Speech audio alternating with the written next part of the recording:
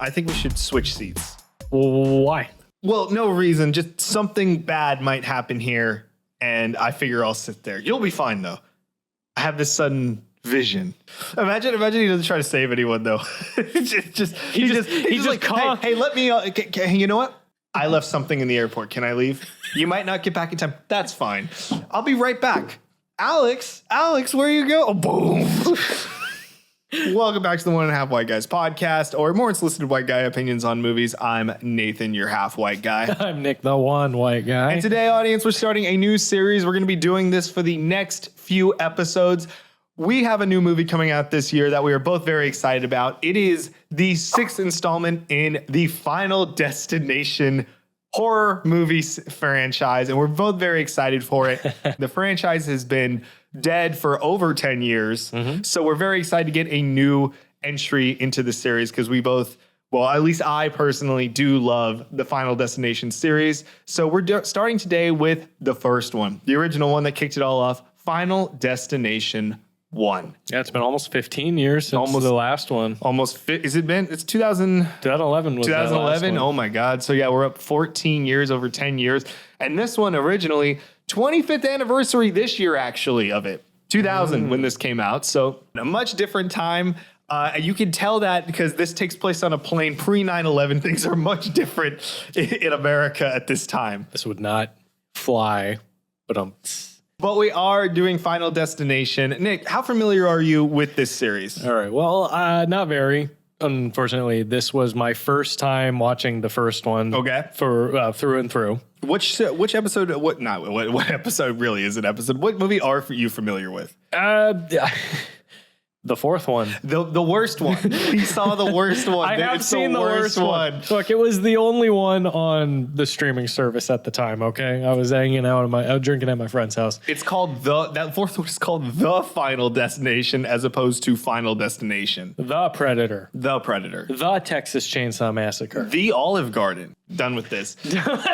Anyway. No, I have seen the third one too. You threw a party and you screened it for everybody. Yes. Halloween this year, this last year, 2024, my partner Kristen and I hosted a movie night in this same room, and we showed Final 3. And for a movie party, you have a specific level of movies, and the movie I like to say is best for a movie party is just stupid enough. You know what? You're a real piece of shit, Lewis. Fuck you. Fucking what? Oh, man, fuck you.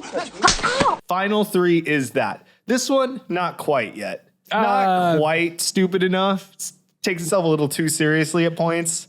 Which is not a bad thing. It is the first one, so they're still figuring it out. So we are doing Final Destination, released in 2000, directed by James Wong, who would go on to do the third one, come back and do the third one, starring Stan from the Stan music video as Alex Browning. That's right. That's Devon Sawa, who's male, alive Casper, and he's Idle Hands. Xanton and Idle Hands. But the one I remember him for is Stan from the Eminem Stan music video. Dear Slim, I wrote you, but you still ain't calling. The girl that got framed for murder that Reese Witherspoon had to help out as Clear Rivers. Oh, yeah. That's Allie Larder. She was framed for murder in Legally Blonde. Legally Blonde. You know she's Claire Redfield in the Paul W.S. Anderson Resident Evils? Oh, really? Yeah. I had no idea. That's funny.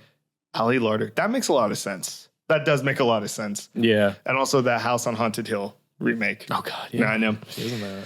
Stifler as Billy Hitchcock. Sean Michael Scott as... Sean William Scott. Sean William Scott as Billy Hitchcock. Stifler himself. And last but not least, the Candyman himself, Tony Todd, R.I.P. Yeah. Yeah. He plays William Bloodworth.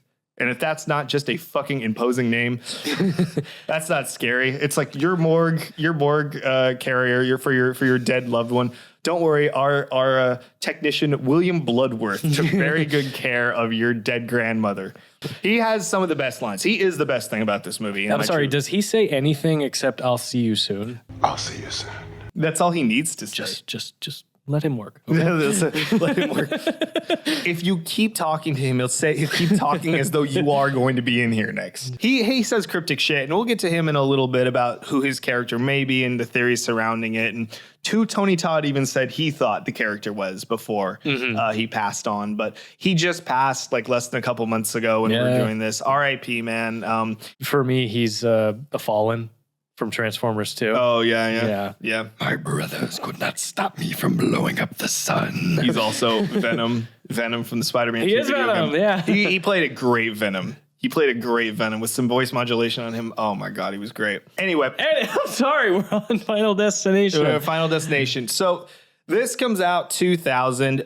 This one actually, I do want to say, this one is based on a couple different things. This was a concept for an X-Files episode initially. And it was influenced by a movie. I don't know if you've seen this one, Soul Survivor. So That's an Akon song, though. So, okay. I don't actually know that. So Soul Survivor is 84. And I actually just watched, I think, part of it last night just to kind of prepare myself because I was like, I don't think I've seen this one. And Soul Survivor is about a woman that survives an airplane crash. And then she believes she was supposed to die on it. And all of these people that died keep killing all of her friends. So like that's the thing. They like this vengeful ghosts. Death is out to get her, but it like possesses bodies to do it. And so like it like kills people that weren't even on the airplane and they show up as dead. And then, it's actually really, really interesting. But you can see some similarities to this movie, right? Of like death is after. Death is a Rube Goldberg enthusiast. He really, oh man, he has it's the most mousetrap-like death, but this is not the most mousetrap-like death the series will get. There's more. There's way more. Final 3 is nothing but the mousetrap deaths. Truly when it comes for people. Would you like to lead us in with the IMDB summary? Sure. For Final. Okay, the summary goes, after getting a premonition about a plane crash on his school trip, Alex, a student, saves a few of his classmates. However, their situation gets complicated when death starts chasing them. This sounds insane. This is an insane title. And I do want to say, this is such an interesting concept because the concept is very simple, right? This is every horror movie boiled down to its bare minimum, right? Even slashers. Slasher, what is Michael Myers? What is Jason? They're death, right? It's a bunch of young people being chased by death, except that it's just somebody that death is, manifesting, and it's just a guy with a knife. This is even more simple. It's just straight up death. And this is why I truly think it's probably one of the most simple and fun concepts of what horror is. What are humans scared of? Death. That's it. And you don't know when it's coming. And now you feel like, well, now I got a target on my back because I survived the first time when I'm not. So anything and everything can happen to me. Even if it means in the second one, you get killed off screen with a brick. We're not going to talk about that, though. Yeah, watching this, I felt the originality of it, even though you did what you said. I completely agree with. It's a horror movie down to its bare bones, but without basically that kind of killer we're familiar with, because it is just a bunch of teenagers getting killed, a bunch of young, attractive people just getting killed off in gruesome ways. But the whole reason surrounding that is it's kind of fascinating. Yeah, I think what I have written down, I called it a fun, original little horror thriller with a 90s teen drama atmosphere. Oh, absolutely. Very, very much so. Let me ask you, since, I've done this one. So this is the first time you watched it. It was last night. You'd never seen it before, but you knew it existed. Yeah. Well, I knew about it. You know what? When I was a little kid, I really got these and Resident Evil mixed up all the time. Final Destination and Resident Evil. Fair enough. Yeah. So guess which one I watched first. But no, I think one time I was at my friend's house. I was like, I've never actually seen one of these. And so I put that fourth one on and I was like, this is really silly. The fourth one does have the fucking best intro of all time, though.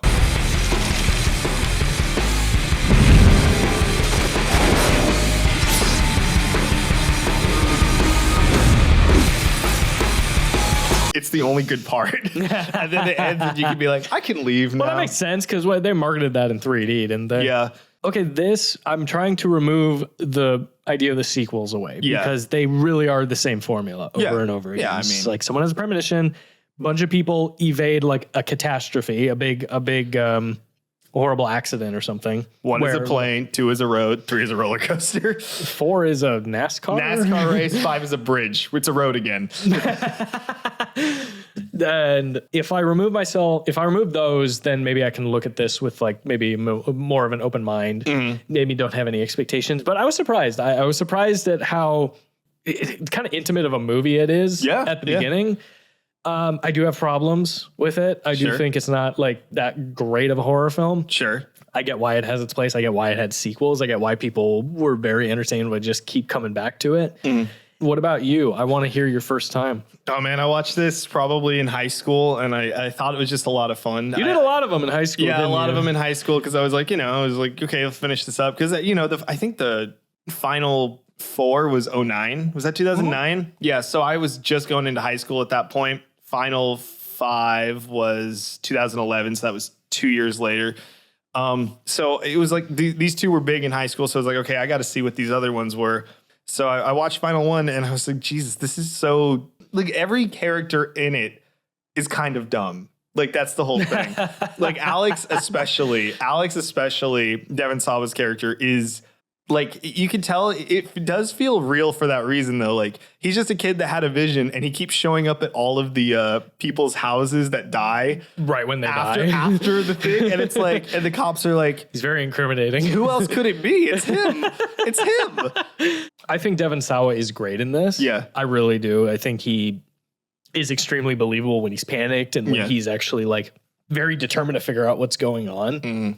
Which is fun to see. It's like it clearly shows how good of an actor he is. But his dumb moments are further enhanced by the fact that I love Idle Hands, and he's nothing but a stupid idiot in that movie. Sure. So, I mean, it's a testament to his performance that he's very believable as just a dumb stoner, but also as this kid who's just going through the worst trauma anybody's ever gone through. I mean, it makes me more real identify because it's like, it feels realistic to what he would be dealing with. Like, how do I explain this to people? I can't explain this. No, he's a really underrated. No one's gonna believe me. He's a really underrated leading man. Yep. I think so. Yeah, I agree. So I watched it then, and I've loved the series ever since. I've seen them all. Some more than others. I do think 3 is the peak of the series. I gotta be honest. I think 3 holds like the peak of like, if you want it boiled down in just like the most fun dumb slasher you've ever seen in your life, it's 3. I don't know. I remember when 5 came out, and a lot of people were saying really good things about it. People are just like, "Yo, this is not bad. This is like for something called Final Destination 5." It got good reviews. Like audiences were really digging it because there's a big twist at the end. Well, because I don't think it was just that. I think 2 years before, everybody was just like, the Final Destination is like terrible. It's the worst. It's a piece of shit. It's a soap opera. And so then when 5 came out, I remember thinking, oh, no one's going to watch that. And then people saw it and people were like, oh, fuck, this is good. I was like, really? Let's bring all the characters back for 6. Bring them all back. It's a Fast and Furious movie. Yeah, just bring them all back. I thought they were dead. Nah, who fucking cares? Like, honestly, who gives a shit? Like, I don't have that high expectations for this series. They've done everything they need to, so they can pretty much go anywhere with this. Oh, well, I'm glad you had a good time. I'm glad you fell for this like hard pretty well. It's fun. Yeah, it's always fun when you become a fan of a franchise. Because a franchise comes with, it's like something with benefits. If you're just not feeling one, but you still want it, you have something else to go for. Oh, sorry. It's the difference between becoming a fan of just that the was soul. Death's design to spill this and electrocute myself. That was Death's design. We're both fucked. I am Death. But this is insane. Can we get into the plot? Yeah. This movie is bonkers because Devon Sawa is like, I don't know, the most childish 17-year-old ever because he's got pictures of dinosaurs in his room. He's got dinosaurs, and also this opening sequence is all about like emphasizing the fact that this is a young person with life in front of them. How youthful they are. Yeah. Look at them. He's getting touring France book right next to what book is that? Death of a Salesman. Death. Oh my God! I hope something doesn't happen to this kid. I like the stock scream effects. Stock scream. They would continue for the other, like the first 3 movies are all screaming with the opening. Like, people are dying. And I go, this is horrible. Anyway, but then, and even his dad is like at one point, like, you have your whole life ahead of you, Alex. And he even is like, I don't know about that. This movie originally was called Flight 180, after the flight that blows up. It was called Flight 180, but I was reading New Line changed it because they were worried it would confuse people with movies like Air Force One or Con Air. So they decided to change it to Final Destination. How do I live without you? Well, I'll be honest. I think I like Final Destination more. I think it's a fucking sicker title. Oh, as a title? Oh, yeah. Much better. I thought you were going to say like Baron Con Air. Con Air's fucking amazing. It's nothing like Con Air. My point is, as a title, I think Final Destination does a lot better. Lends itself. Yeah, because It's very original. Yeah, it is. It's just like it's got There's a reason meaning. it's called that, just because he's a high school senior. He is going on a class trip with like 30 to 40 other students to France with their French class. Their French class. What a very well-funded New York public school. Yeah. And they are at the airport. It's like the middle of the night. And we meet our characters. He's got a buddy named Todd. There's the bully with his girlfriend. That's Carter and Carter, you dick. Carter and Tori? Tori, I think, yeah. Or Tammy. Terry. There we go. Carter and Terry. And then there's Sean William Scott, who's Billy. And he dresses like he's supposed to be 6 years old. Yeah, in a New York Rangers jersey. Yeah, like all that. And then we also meet the love interest who isn't really a love interest at this point, Allie Larder, and that's Clear Rivers. She's Clear. Her name is Clear. Clear Rivers. As a Clear Rivers. She's the artsy kid. She's the quiet artsy girl. There's also a teacher that's pretty important too. One of the teachers gets off the flight because when Alex gets on the plane. Hang on, before we even get to that, I do want to talk about this. We don't have to do the whole movie, but I do want to talk about.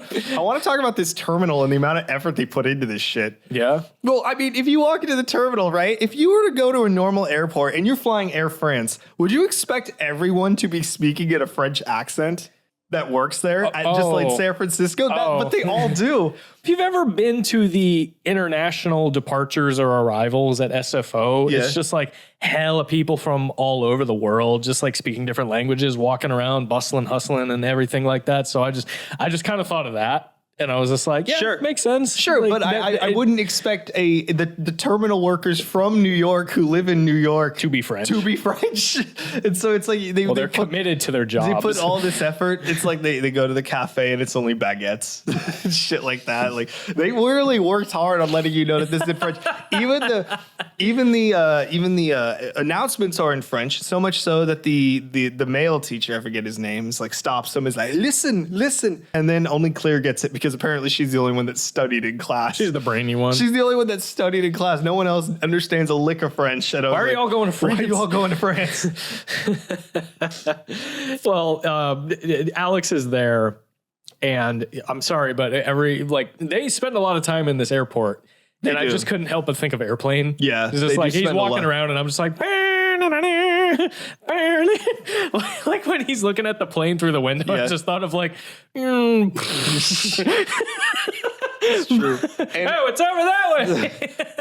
Also, has this kid never been on a plane before? Because he stops to look at everything. Like he is just taking his time to go through, the tarmac and everything. The could be. And just getting on the plane, it's just I get why the build tension. The cinematography is sent to make you feel like you were getting on a plane too, But I'm sorry, but he looks like he's fascinated to be anywhere in this movie. I think he senses something's wrong. I mean, everyone always senses something's wrong in these movies. The vision haver always senses something's wrong. Before the vision, they sense it. Wendy Christensen, who's Mary Elizabeth Winstead in 3, senses the roller coaster's fucked up.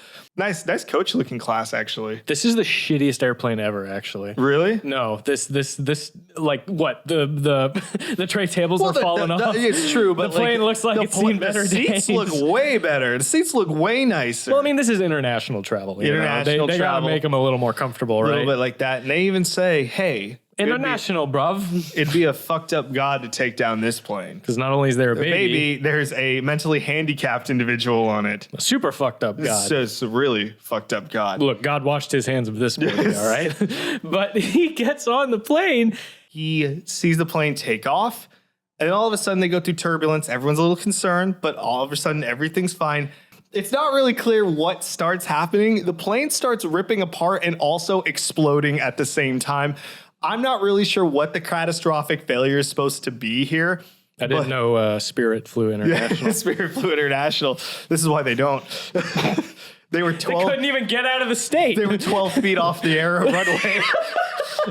The whole thing starts coming apart. People start flying out the window, and there's a chain reaction fire that starts. And if the funniest part is if you watch it with subtitles on, at least on Paramount Plus, where I was rewatching it, the teacher, the male teacher that's so adamant on everyone speaking French, who does speak English, when he's like screaming and telling people to, chill out and be calm, he's screaming in French at his own class, who clearly doesn't understand French. And I was like, I'm dying and you're yelling at me in a foreign language. Chill out, the one I don't even understand. It's so funny, like rewatching it, knowing all that. But Alex gets engulfed in flames. Oh my God, he's gonna die. But then he woke up. He woke up. It was all a vision. It was all a vision. That's so Raven.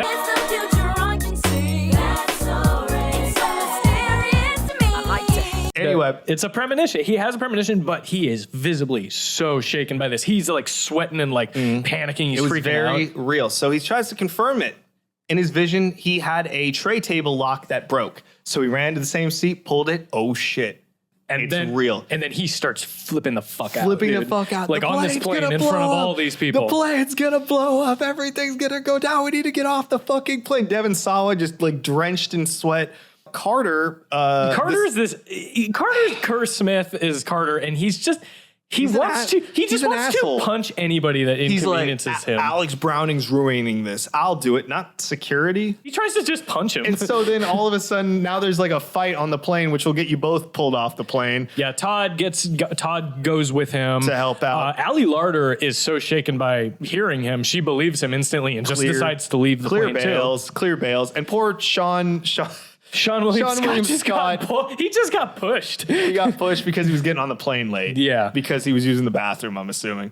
So anyway, they're all off the plane. They're back in the terminal, and they won't let them back on. They won't let them back on. They finally convince the pilot to let one of the teachers back on, saying, you can't let 40 unaccompanied students go to fucking France by themselves. Yeah. Imagine that. The woman teacher who's... Miss Luton? Miss Luton. Miss Luton's like... You love French. You're being a pompous asshole speing in French, even in Alex's vision. You know the whole French thing. Just go with. Just get on the plane, and I will take Alex, Clear, Carter, and we'll get on a later flight, and we'll join you. And the guy goes, okay. Gets back on a plane, takes off, and explodes, and does nothing like what his vision actually was. It just blows up in midair. There's no shaking. There's no turbulence. There's no peace. Because you see it from a distance. You see it from their point of view, from outside, far outside. It's a really good shot because the explosion, like the shockwave, like breaks all the windows of the airport while Alex and Carter are having a scuffle, and they're all in shock. They're just like, "Yep, you son of a bitch, you were right? What the fuck?" I actually disagree. I thought it was a really good shot. I disagree here. It is nothing with what his actual vision is, because it's rocking. Pieces are falling out of the plane. You don't see anything. The plane just looks normal, and then boom, it's just gone. Okay. You're just like, that wasn't the vision. That was odd, but okay. So these kids are saved. Like these 7 people are basically saved. They avoided this because Alex freaked out. But they are like looking at him like, how the fuck did you know? And this is how you can tell it's pre 9/11 as well.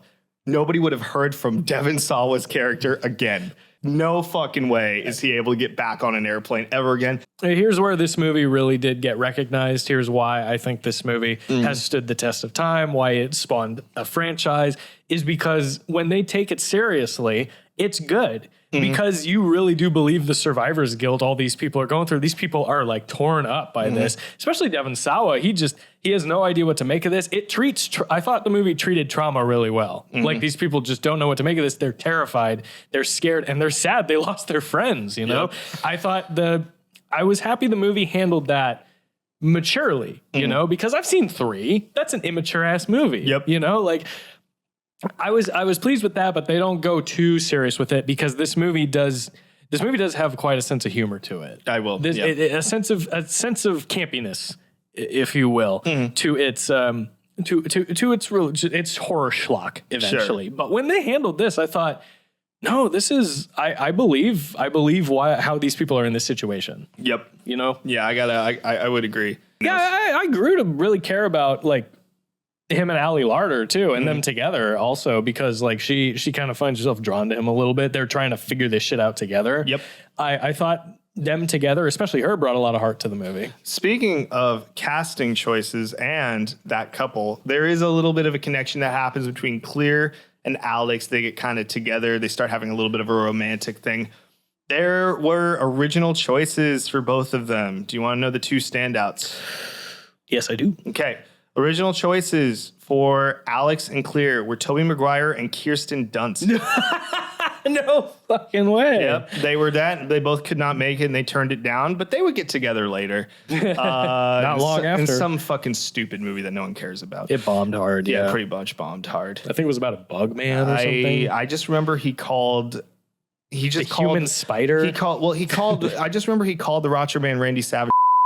Can't wait to No, blur. he asked him politely, did his husband make his outfit for him? Who would have thought Spider-Man's first on-screen quip would be homophobic? Homophobic slur. But that was their first choice. From here on out. From here on out, like They have a nice memorial for everyone that died as well. It's not very nice. Everybody's sad. well, there's not but very everybody nice. looks at Devon Sawa like he is just like this pariah. He Like, killed him. He killed him. This is how they look at him, even though he didn't do it. He didn't do it, but he had something to do with it. In their eyes, he had something to do with it. They were wondering like, oh my God, what a freak, you know? Like how did he know? Browning, you freak. Carter, you dick. But then people start dying. Everyone starts to die. And the first one to go is his friend Todd. Now, Todd had a brother that was on the flight and is dead. I forget the brother's name. Brother. But Todd is like, my dad will chill out eventually, even though he doesn't trust you because you're a freaky little kid, Devon Sawa. You're a freaky little kid. But you and I were going to go cruising together, yeah, man. we're going to cruise. We're going to go cruising. But he ends up dying. He ends up dying in the weirdest, most covered up death, honestly, death has ever done. Yeah. A bunch of water leaks out of a toilet in the bathroom, blue water. Yeah. He slips on it and hangs himself in a shot that's just duplicated if you watch it. If you watch the shot of when it wraps around his neck, it's the same shot reversed and then back up. So really? So twice. Yeah, this clothesline chokes him out and kills him. Yeah, and he can't like stand up because he's like slipping on the water. Slipping on the water. The weirdest thing about this is the water that's blue that was death fucking with him goes away. Goes back into the pipe. I thought that was pretty And funny. I was like, shout out to death for covering up its own homicide, I guess. Mm-hmm. So now it's like, it looks like a straight up suicide. Couldn't be an accident because what else was he slipping on, you know? Yeah. The floor is completely dry. There's no blue water. These deaths are, I really do get why they keep saying death's design. It's like they are conceived in such a way where it ends up being just a horrible mangled accident that these people end up in, you know? That's how they die. They die like even if they're in the safety of their own home, it's like some Rube Goldberg type like trap or something. Yes and no. And I feel like it's just how annoyed death is on that day. The way death operates in these movies is a good mix between rage and like careful planning. Because it feels like, okay, audience, you ever played like a stealth video game where you could also just choose to go in guns blazing? It's like death operates sometimes where he's trying to do the stealth and then gets pissed because it doesn't work. He goes, oh, fuck it, I'll just hit her with a bus. And then like that's Fuck it, I'll just have the piece of thing just cut his head off. fuck it, he flies up. like that's how death operates in this, where sometimes it's like this most carefully planned, right? Like one of the ones Miss Luton gets it, right? It's like water breaks and your vodka in your cup because she threw the shit out of it at one point because she got scared by the icon on the cup. Patent pending, 1.5 white guys. But she got scared of the little Mount Abraham, which is the high school, face on the cup, fills it with vodka after it was filled with tea. Yeah. And it supposedly is cold enough because the vodka cracks the mug and she brings the mug to the computer, which then gets the spark in it, sets the apartment on fire. Like blows up. The computer blows up in her face. Blows up. Hits her sends her like back. a shrapnel hits her right in the neck. Freaks her out. Everything's on fire. And then as she's trying to call for help, Death helps knock over a knife block and stabs her in the chest. She put the she was trying to get the dish towel off the knife rack because she put it on there. But it's like But she pulls the knife But down onto her. But see, that's Mouse Trap. That's Mouse Trap. It's like this Goldberg we're talking about. Death will just operate in the way of like, all this careful planning going exactly to plan. But then Terry, he just hits her with a bus. Death just hits her with a bus. Like, no. Well, she dumbass walked into the street just not looking both ways. Well, she's just screaming at everybody. Well, maybe he wasn't even trying. Maybe it's just like, well, fine. Okay, well, whoa, that's, I didn't even. well, that solved that itself. wasn't me. But see, that's how Death operates, and it's kind of the funniest part of it. Sometimes it's the most brutal, violent, straightforward, guns blazing death you can ever imagine. And then the other times, it's the most carefully planned out, intricate, I've got it down to a T where you will stand after something happens, Yes. death. And that's why it's fun in this movie, because it's a good balance between both. And it makes you laugh, and it adds a jarring effect. Because after Todd dies, we get to meet the only person who seems to know what he's talking about in this movie, and also the best part, Tony Todd. Tony Todd is William Bloodworth, who is the mortician technician taking care of Todd's body by draining all the blood out of it. So he jumps in, and Tony Todd explains to them that Death has plans and designs on all of them. And when you cheat Death, it still needs to get its pay. It comes for you. That's the thing. So if your time's up, your time's up. And any time after that is borrowed time. So it will do anything and everything to come get you, not including choking you out, stabbing you with a knife, or hitting you with a bus. He's very omniscient in this scene. Like, he seems to know exactly who they are and what their story is, and he's just like He's very cryptic, Yeah, too. he starts giving them all of this, all this information and advice, like, unwarranted, honestly. But we accept it because he's Tony Todd, and he's fucking fantastic in that scene. And I do want to say, you talked about this being similar. When they build on new things in this series, it comes from him usually, except in like 3 and 4, because he's not in them, except his voice in 3. He talks about basically new ways to cheat Death, or different ways. And considering how much he knows, everyone seems to, lots of theories have been put forth like, he's Death. He's Death coming from. He's the personification of death. Tony Todd, before he died, actually talked that he is not Death. And he gave his theories on who he is and what his character actually does. And the producers also say he's not Death. And it seems like what everyone seems to agree on is he is somebody that has cheated Death already. And he's using these dumbass white kids as ways to try testing ways to beat Death. That's my general thing. He knows, like, he's been avoiding Death, and like there's ways to gain life and stuff like that. And I think he may be, testing these out. He's like, yeah, in the second one, yeah, try having a baby. See if that'll work. Oh, that didn't work. Can't cross that off the list. But he does have some of the best lines in the entire movie. Oh, yeah. Not including, you don't want to fuck with that Mac Daddy, and I'll see you soon. And he says that he says that in all the other ones too when he's in. Even in Final 3, he doesn't say it, but the sign says, I'll see you soon. Oh, yeah. Yeah, that's the sign to the roller coaster. I'll see you soon. But he is the voice of the Devil's Flight. Does Venom ever say, I'll see you soon? I hope he does. I have to rewatch if we play the game, but if he says I'll see you soon, that'd be amazing. R.I.P. Tony Todd. We're gonna miss him. I'm so excited for Final 6. I'm so disappointed that it's the last one for him, but my God, he does add a whole other level. And then from here on out, it's just Alex and his friends trying to avoid Death. Unsuccessfully. Some of them more successful than others. But we get like a nice little resolution, and we get a setup for possibly a sequel, which they did make a few more of. Mm-hmm. The first one relates to the second one a little bit. Third one's completely on its own. You think we should move on to the fact section? I want to know some of them. All right. Please lead us in. All right. The facts section is real facts about the movies that I've researched and written down. Nick has never seen these before, and he's going to read them live for you. And these are real facts with some other comedy and some other stuff included. We talked about some basic facts already, but I thought we could start with Final One and learn a little bit more. Go ahead. All right. Fact number 1. Final Destination was released on March 17th, 2000 as a notable St. Paddy's Day movie. That is right. This is a St. Paddy's Day movie. You need to watch it for St. Paddy's Day. The way Nosferatu is a Christmas movie. Anyway, continue. 2, a $10 million opening weekend. It earned a total of $53 million domestically while in theaters, placing it at number 1,613 on the all-time inflation-adjusted domestic box office list. Some of its competition in the spring and summer of 2000 included Stuart Little, starring Barbara Maitland, Gladiator, starring Inspector Javert, and I'm Javert. Javert. And finally, Scary Movie, starring David Sheridan as Doofy. I made poopy. I'm sorry, send your hate mail What to me, are you please. waiting for? What am I waiting for? What am I waiting for? I can't take these shithead kids anymore. Fuck you! Scary Movie 6 is coming, people. International numbers. So this movie actually does, domestically 53 million, internationally 58 million, almost 59. People love it. People love Final Destination worldwide.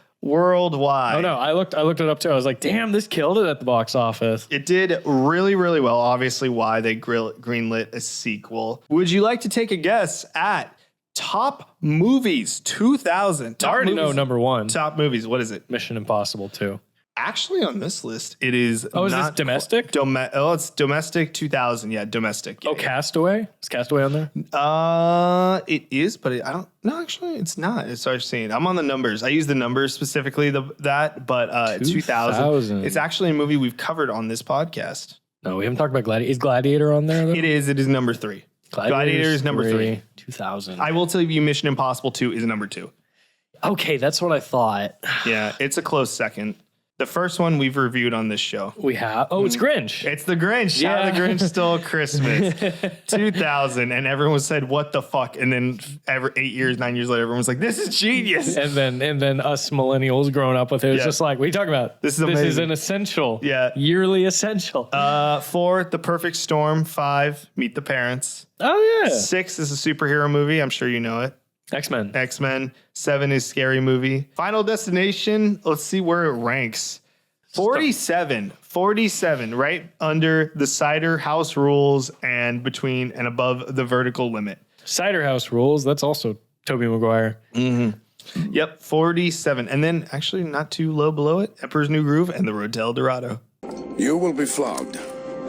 And when we put into Cuba to resupply, God willing, you will be flogged some more. So 47 for Final Destination on 2000. I'm curious, actually, like quick tangent. After you became like a Spider-Man fan, Tobey Maguire Spider-Man fan, did you look into like any other Tobey Maguire movies? No. You never did? No. What else have you seen him in? Seabiscuit. I saw the one where he's Bobby Fischer. Oh, Pawn Sacrifice? Yeah. Well, you're just the actor that plays it. You do a great job, but you did such a great job in this. Why would I want to see you not do well in something else?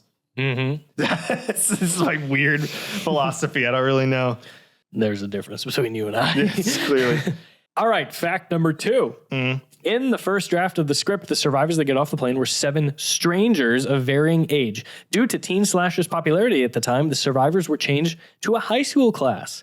No slasher has anything on the Mac Daddy Death, who can make blue water appear and disappear, fling a knife into your chest, choke a bitch out, electrocute a whole house, and make random heavy objects slam into you. Michael Myers and Ghostface could never. They could never. They could never. You can't beat death. Freddy could probably do it. Bro, I don't know. Michael Myers has killed some people in some insane ways in like those new movies. Like I don't know. He kills like a whole battalion of firefighters with like a Halligan bar. That's just because he's good at combat.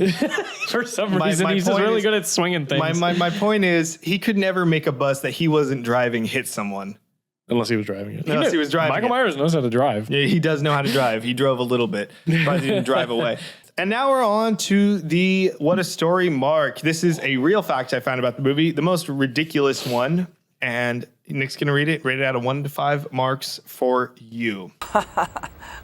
What a story, Mark. In a real life event that inspired this movie, on July 17th, 1996, TWA Flight 800 exploded off the coast of New York after taking off from JFK. The plane was bound for Rome with a stop in Paris. Among its 230 confirmed fatalities was a high school French class. It took weeks to figure out what the cause of the sudden explosion was, with theories from terrorism to a surface-to-air missile. I would like to put forward that it really was Devon Sawa this time. He took that plane down. No, but really, the whole thing was in poor taste. This is actually kind of crazy that it was only 4 years. 4 years later, Four they were years like, prior, we had this idea. They were like, oh yeah, just make him a high school French class. Make a movie out You of mean like this. that thing that happened like a couple of years ago? What yeah. thing? Wait, what thing? You mean like that thing that happened? Yeah. And Takeoff from JFK? Yeah. Are you sure? Nowadays, dude, I do not know if you can do that. And then they said, I have a premonition. That premonition is over $100 million globally. Fuck you, kids. Rest in peace. Thank you for your sacrifice. Yeah, That does suck. That sucks ass, dude. Yeah, dude. If you're one of the family members of that shit, you're just like, this is pretty fucked up. Even in 3, how the roller coaster fails, it's very not like how it would happen. It's a cartoon. Yeah, it's a cartoon. Yeah. Like there's like brake fluid that goes off and suddenly wheels start detaching from the roller coaster. And it's like, this isn't how it happens. So anyone killed on a roller coaster would be like, this isn't how it happened. You know, it's like that. But this actually kind of feels similar. No, this is how a plane goes down, man. Yeah, like, so I don't know, New Line. I don't know here if this was the best choice. I mean, I'm sure at the time nobody gave a shit. But now when you're looking back, you're like, ooh. Dude, I feel like 4 years is wild. I feel like some people gave a shit. Yeah, 4 years is wild. It's nowhere wild. near enough time. If it happened in like the 80s or something, or like the 70s, I'd be all like, okay, whatever. Like, it's a little fucked up, but whatever. We're going to do it. But it's 4 years. Imagine if this had just been like 2 years after. Yeah. Green light that shit. This is the Clinton to Bush era of presidents. Like, that's all it took. Clinton to Bush. What do you think What about a time this? capsule. What Okay. Out of 5 marks. No, out of 5 marks, just because it's so damn interesting, 4.5. All right, cool. Hey, we're getting there. 4.5. Not very funny, though. Not funny at all. You've seen 3. I mean, how do you feel, what's your anticipation for number 2? It's coming up next. Well, I hear 2 is actually not bad. In terms of sequels, It's okay. Yeah. From what I hear, it just keeps going downhill until 5 kind of brings it back up to like 2 level, I think. Well, so I disagree with that. Obviously, I hear 5 is like not bad. I think 1 is like here, 2 is like a little bit here, and then 3's here, and then 4 is like back here, and then 5 is like back to where it was in the beginning with 1. That's my general feeling of it. But you have a hard on for 3. Dude. I do. 3 is stupid fun. I love it. But I will say this for 2, it has probably the best whole set piece sequence and it's the thing that traumatized everyone about the thing vision. Everybody jokes about. Yeah, it's about the log truck. So I'm excited for you to watch that, and I'm excited to talk about it on the next episode. We have a couple more to go, so we'll be moving on to that. But let's talk. I like that Cher meme from Clueless, was just like the driver of the log truck, just. Yeah, like that. As if. Imagine that is actually the log truck, and then everyone like they pull in. It's like, Jeff, where's your load? What are you talking about? What are you talking about? Oh man! Oh god! I don't know. How did that happen? Jeff, there's something on the radio. You got it. Fuck that! There's something on TV. Jeff, I think you need to lay low for a few days. You're in a lot of fucking trouble, dude. Oh my god! Don't spoil it. Yeah, Jesus. Anyway, so let's move on. Final rating, Final Destination 1. What are you gonna give this? Oh, you know what? I was having a good time with this. I think the weakest part is like maybe the last third. Yeah, I was a little. That's where my interest kind of waned a little bit. I didn't think the action scene at the end was all that great. I thought the ending felt kind of tacked on, but not to say that totally like takes the movie down for me, like completely. I'm gonna go ahead and call it this gets a 79. 79. Nice. Fair enough. I'm a little bit less actually than you on this. I do enjoy it a lot. I'm gonna go ahead and give this a 67. Wow. 67 plus. You're so weird. You're like, I love this movie. 67. I still love it. Yeah. I thought we had a game I could play for this, and I feel like we can give it to we'll do this for the Final Destination series. I'd like to ask you personally. Yeah. Favorite and least favorite death design on death. In this first one? Yeah. If you could give me one that you think is like, this is the best death I've seen in this movie, and then also this is the worst one and kind of lame. Like death's designs, obviously. Let's exclude obviously the premonition, right? Premonition we all get. That's fun and explosive in that. Of the characters that get it, which are a few in this movie, is there one you think this is the funniest death or the best death. Well, I'm sorry. The best one is the bus.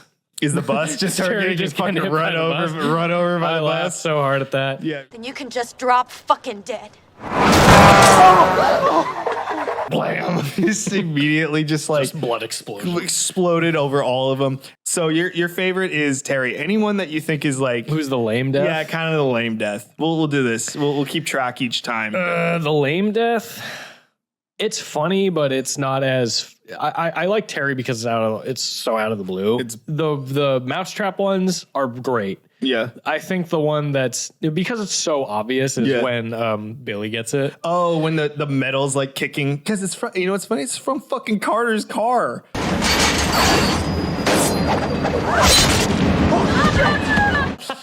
So how about you? What are yours? I gotta say I love the Miss Luton death. I think it's so fucking ridiculous. That's a good one. I think that's my favorite. Lamest I'll actually give to Terry on that one because it's just I love the sudden deaths, but it's not saying I don't like it. It's just like that'll be mine. But for that at least, one is very telegraphed too. Yeah. It's like if you kind of know what the movie is by that point. if you know tropes, you know it. If you know tropes for sure. Yeah. Those are mine. But at least for this one, I want to keep track because you're new to the series. I want to keep track of your favorite death and least favorite deaths. Always deaths designs. That's gonna do it for us at the 1.5 White Guys podcast. Be sure to like, follow, and subscribe wherever you get your podcasts from. And don't forget to follow us on our Instagram at 1.5 White Guys podcast. Not on TikTok anymore, ? We'll see if that if you see a TikTok thing in here right now, it means it survived. And on our YouTube at 1.5 White Guys. And we'll see if we're on Red Note soon, hanging out with some of our Chinese friends. And if you're not completely sick of us, we have another show exclusively on the Nerd Enthusiast YouTube channel. It's called The Weird, the Bad, and the Bloody, where we bring to you the weirdest, baddest, and bloodiest movies from the 80s, 90s, and 2000s. Because let me tell you, there were a lot of those in each decade. We got some going on right now. I think we're talking over on that channel. We're going to be talking most recently the Texas Chainsaw 2003. I think we got another one coming that we love to talk about. Please talk to us Please about talk it. to us about. So we're very Please excited. agree with me that movie is awesome. So we're going to be talking about that. But if you want more Final Destination content in prep for Final 6, keep it tuned here because we're going to be going through the rest of them. I had another premonition. yeah. We probably should not have eaten that food earlier. Oh, yeah? Yeah, I should have told you before. We don't die. We just have a really bad couple days. All right, everyone. Carter, you dick. Anyway, I'll see you. We'll see you next time, everyone. Bye.